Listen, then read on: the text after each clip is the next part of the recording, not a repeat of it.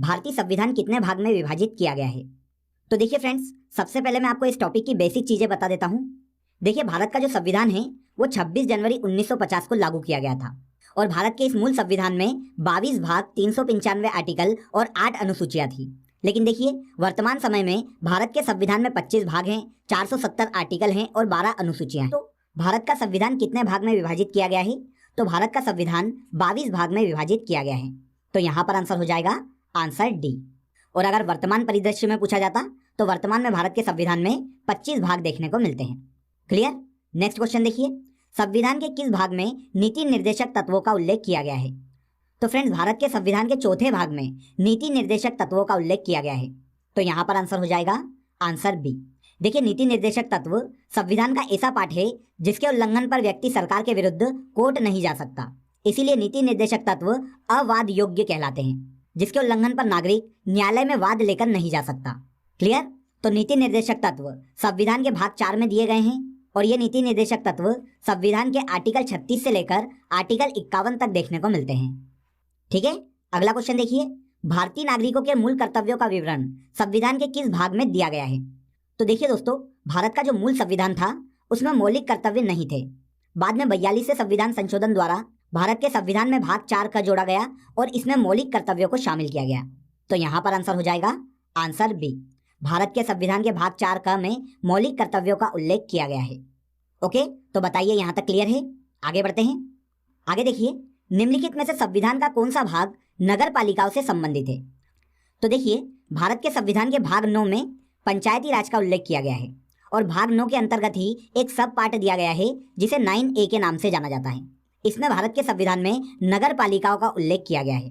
तो यहाँ पर आंसर हो जाएगा आंसर डी। भारत के संविधान के भाग 9A में नगर पालिकाओं का उल्लेख किया गया है। इसके बाद देखिए दोस्तों, भारत के संविधान का भाग 4 किसके बारे में बताता है?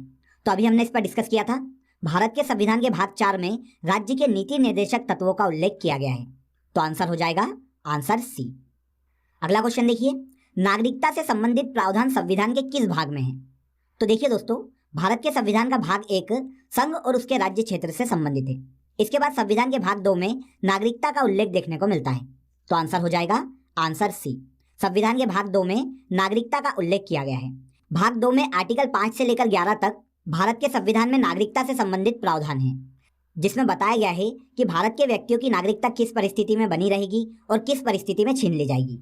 ओके, तो भारत के संविधान के भाग 2 आर्टिकल 5 से लेकर 11 तक नागरिकता का उल्लेख किया गया है। निम्नलिखित में से कौन एक सुमेलित नहीं है? तो देखिए, यहाँ पर आपको 4 ऑप्शन दिए गए हैं, तो आप देख लीजिए कि कौन सा सुमेलित नहीं है। तो पहला देखिए, नागरिकता संविधान के भाग 2 में दी गई है, तो ये एक सही ऑप्शन है। मौलिक अधिकार संविधान के भाग 3 में दिए गए हैं, तो ये भी सही है। मौलिक कर्तव्य संविधान के भाग 6A में दिए गए हैं, तो देखिए ये ऑप्शन गलत है, क्योंकि मौलिक कर्तव्य संविधान के भाग 4A में दिए गए हैं। तो यहाँ पर हमारा आंसर हो जाएगा आंसर सी। मौलिक कर्तव्य संविधान के भाग 6 में शामिल नहीं है। ओके, देखिए, अगर आपने संविधान के भाग ध्यान से पढ़े होंगे तो ऐसे किसी भी क्वेश्चन में आपको कोई भी प्रॉब्लम नहीं आएगी। आप ऑप्शन देख के ही समझ जाओगे कि इस क्वेश्चन का आंसर क्या है। इसीलिए आप एक बार इस टॉपिक की ऑडियो क्लिप को सुन लेना। आगे बढ़ते हैं। अगला क्वेश्चन देखिए, संविधान के किस भाग में संविधान संशोधन की प्रक्रिया का उल्लेख है? तो देखिए दोस्तों, भारत के संविधान के आर्टिकल 368 में संसद को संविधान में संशोधन की शक्ति दी गई है और इस आर्टिकल को संविधान के भाग 20 में शामिल किया गया है। ओके, तो answer C will be the right answer. Next question देखिए, हमारे संविधान के किस भाग में 3 सोपानों में पंचायतें बनाने की परिकल्पना की गई है? तो देखिए दोस्तों, भारत के संविधान के भाग 9 में पंचायती राज का उल्लेख किया गया है, तो आंसर हो जाएगा आंसर ए। संविधान के भाग 9 में भारत में 3 स्तरीय पंचायती राज बनाने की कल्पना की गई है। तो यहाँ से आपको एक और फैक्ट मिल गया। भारत के संविधान में कितने स्तरीय पंचायती राज का प्रावधान है? तो ये त्रिस्तरीय पंचायती राज का प्रावधान है। ओके, तो इस फैक्ट को भी आप याद रखिएगा। आगे बढ़ते हैं। निम्नलिखित में से कौन सा एक युग्म सही सुमेलित है? तो पहला ऑप्शन देखिए, संविधान का दूसरा भाग मौलिक अधिकार है। गलत है, क्योंकि मौलिक अधिकार संविधान के भाग 3 में दिए गए हैं। आगे देखिए, संविधान का तीसरा भाग नागरिकता है, तो यह भी गलत है। संविधान का 4 का भाग मौलिक कर्तव्य से संबंधित है, तो ऑप्शन सी हमारा यहाँ पर सही आंसर है। भारत के संविधान के 4A में मौलिक कर्तव्यों का उल्लेख किया गया है। अगला क्वेश्चन देखिए, सूची 1 को सूची 2 से सुमेलित कीजिए तथा नीचे दिए गए कूट का प्रयोग करते हुए सही उत्तर चुनिए। तो देखिए, यहाँ पर आपको जोड़ी मिलाना है। तो सबसे पहला ऑप्शन दिया है भारत के संविधान के भाग 9 में, तो देखिए भारत के संविधान के भाग 9 में पंचायत का उल्लेख देखने को मिलता है। तो ए का 3 हो गया। इसके बाद देखिए भारतीय संविधान के भाग 8 में संघ क्षेत्र का उल्लेख किया गया है, तो बी का हो जाएगा 1। इसके बाद देखिए भारतीय संविधान के भाग 4A में मौलिक कर्तव्य का उल्लेख है, तो सी का हो जाएगा 4। लास्ट ऑप्शन है भारतीय संविधान का भाग 9A नगर पालिकाओं से संबंधित है, तो डी का हो जाएगा 2। तो अब आप यहाँ पर ऑप्शन देख लीजिए, ए का 3, बी का 1, सी का 4 और डी का 2। तो आंसर हो जाएगा आंसर ए। अगला है भारतीय संविधान में आरंभ में कितने अनुच्छेद थे? वेरी सिंपल, भारत के संविधान के प्रारंभ में 395 आर्टिकल थे, तो आंसर हो जाएगा आंसर सी। मूल भारतीय संविधान में कितने भाग, अनुच्छेद और अनुसूचियां थे? तो देखिए स्टार्टिंग में ही इसके बारे में मैंने आपको बताया था। भारत के संविधान के शुरुआत में भारत के संविधान में 22 भाग, 395 आर्टिकल और 8 अनुसूचियां थे, तो आंसर हो जाएगा आंसर ए। अगला क्वेश्चन देखिए, अनुसूचित जाति और जनजाति क्षेत्रों का उल्लेख संविधान के किस भाग में किया गया है? तो देखिए दोस्तों, भारत के संविधान के भाग 10 में अनुसूचित जाति और जनजाति क्षेत्रों का उल्लेख किया गया है, तो आंसर हो जाएगा आंसर सी। अगला क्वेश्चन देखिए, निम्नलिखित में से कौन सी जोड़ी सुमेलित है? तो देखिए ऑप्शन में आपको संस्था दी गई है और उसके सामने आर्टिकल दिए गए हैं और आपको बताना है कि कौन सी जोड़ी सुमेलित है। तो सबसे पहला ऑप्शन देखिए, भारत का सर्वोच्च न्यायालय आर्टिकल 318 में है। बिल्कुल गलत, क्योंकि भारत के संविधान में सर्वोच्च न्यायालय आर्टिकल 124 से लेकर 147 तक देखने को मिलता है। भारत का निर्वाचन आयोग आर्टिकल 324 में शामिल है, तो ये आंसर हमारा बिल्कुल सही है, क्योंकि भारत के संविधान में राष्ट्रीय निर्वाचन आयोग संविधान के आर्टिकल 324 में दिया गया है, तो हमारा आंसर हो जाएगा आंसर बी। इसके बाद हम 2 ऑप्शन भी देख लेते हैं। संघीय लोक सेवा आयोग संविधान के आर्टिकल 332 में है, तो ये गलत ऑप्शन है, क्योंकि संघ लोक सेवा आयोग का उल्लेख संविधान के आर्टिकल 315 में किया गया है और संविधान में महाधिवक्ता का उल्लेख आर्टिकल 165 में किया गया है, तो आंसर है यहाँ पर हमारा आंसर बी। आते हैं अगले क्वेश्चन पर। निम्नलिखित कथनों पर विचार कीजिए। तो देखिए यहाँ पर आपको 3 फैक्ट दिए गए हैं और आपको बताना है कि इनमें से कौन कौन से फैक्ट सही हैं। तो पहला देखिए, भारत के संविधान में 20 भाग हैं, तो बिल्कुल गलत। भारत के संविधान में 22 भाग थे और वर्तमान में 25 भाग हैं। इसके बाद देखिए, भारत के संविधान में 390 आर्टिकल हैं, तो बिल्कुल गलत। भारत के संविधान में 395 आर्टिकल हैं। अगला फैक्ट देखिए, भारत के संविधान में 9वीं, 10वीं, 11वीं और 12वीं अनुसूचियां संविधान संशोधन के द्वारा जोड़ी गई थी। तो देखिए लास्ट वीडियो में इसके बारे में मैंने आपको बताया था। भारत के मूल संविधान में 8 अनुसूचियां थी और इसके बाद जो 4 अनुसूचियां हैं उन्हें संविधान संशोधन के द्वारा जोड़ा गया था, तो हमारा ऑप्शन है ऑप्शन सी। अगला क्वेश्चन देखिए, राष्ट्रपति की सिफारिश के बगैर कोई विधेयक जो कर लगाता है विधायिका में नहीं रखा जा सकता, यह प्रावधान भारत के संविधान के किस अनुच्छेद के अंतर्गत आता है? तो देखिए दोस्तों, भारत में कर से संबंधित जितने भी विधेयक हैं वो राष्ट्रपति की अनुमति के बिना भारत की संसद में नहीं रखे जा सकते। यह प्रावधान भारत के संविधान के आर्टिकल 117 में शामिल किया गया है, तो आंसर हो जाएगा आंसर ए। नेक्स्ट क्वेश्चन देखिए, भारतीय संविधान के किस अनुच्छेद के अंतर्गत अखिल भारतीय सेवाओं का प्रावधान किया गया है? तो देखिए फ्रेंड्स, भारत के संविधान के आर्टिकल 312 में अखिल भारतीय सेवाओं का प्रावधान संविधान में किया गया है, तो आंसर हो जाएगा आंसर सी। इसके बाद देखिए, भारतीय संविधान में कितनी अनुसूचियां हैं? देखिए MPPSC 2010 में एक क्वेश्चन पूछा गया था। भारत के संविधान में वर्तमान में 12 अनुसूचियां हैं, तो आंसर हो जाएगा आंसर बी। ओके, चलते हैं नेक्स्ट क्वेश्चन पर। भारत की राजभाषा का उल्लेख संविधान के किस भाग में किया गया है? तो देखिए भारत के संविधान के भाग 17 में भारत की राजभाषा का उल्लेख किया गया है, तो आंसर है आंसर डी।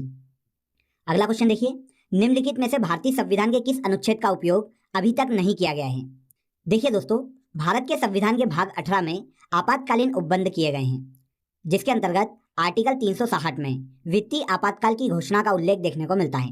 लेकिन देखिए दोस्तों, आज तक देश में राष्ट्रपति द्वारा कभी भी वित्तीय आपातकाल की घोषणा नहीं की गई है, तो इस प्रकार संविधान के आर्टिकल 360 का उपयोग कभी भी नहीं किया गया है, तो आंसर हो जाएगा आंसर डी। भारतीय संविधान के किस अनुच्छेद में निर्वाचन आयोग के लिए प्रावधान है? तो देखिए पहले भी हमने इस पर डिस्कस किया था। भारत के संविधान के आर्टिकल 324 में निर्वाचन आयोग का उल्लेख किया गया है, तो आंसर हो जाएगा आंसर सी। राष्ट्रीय निर्वाचन आयोग का गठन संविधान के आर्टिकल 324 के तहत किया जाता है। संविधान के किस अनुच्छेद में धन विधेयक की परिभाषा दी गई है? तो भारत के संविधान के आर्टिकल 110 में धन विधेयक की परिभाषा दी गई है।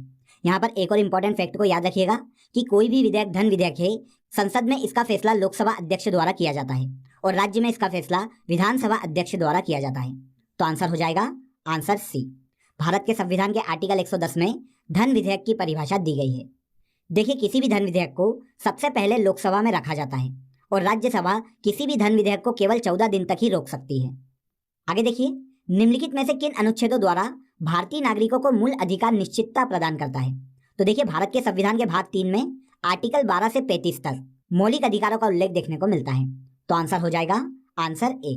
संविधान के आर्टिकल 12 से लेकर 35 तक मौलिक अधिकार संविधान में दिए गए हैं, जो कि संविधान के भाग 3 में शामिल है। नेक्स्ट क्वेश्चन पर चलते हैं। भारतीय संविधान के किस अनुच्छेद में प्रेस की स्वतंत्रता दी गई है? तो देखिए दोस्तों, प्रेस की स्वतंत्रता को फंडामेंटल राइट्स में शामिल किया जाता है और इसे संविधान के आर्टिकल 19 में शामिल किया गया है। भारत में अभिव्यक्ति की स्वतंत्रता के तहत ही प्रेस की स्वतंत्रता को शामिल किया जाता है और अभिव्यक्ति की स्वतंत्रता आर्टिकल 19 में दी गई है। तो आंसर हो जाएगा आंसर डी। अगला क्वेश्चन देखिए, भारत के संविधान का आर्टिकल 368 किससे संबंधित है? तो देखिए, भारत के संविधान के आर्टिकल 368 में संसद को संविधान में संशोधन की शक्ति दी गई है।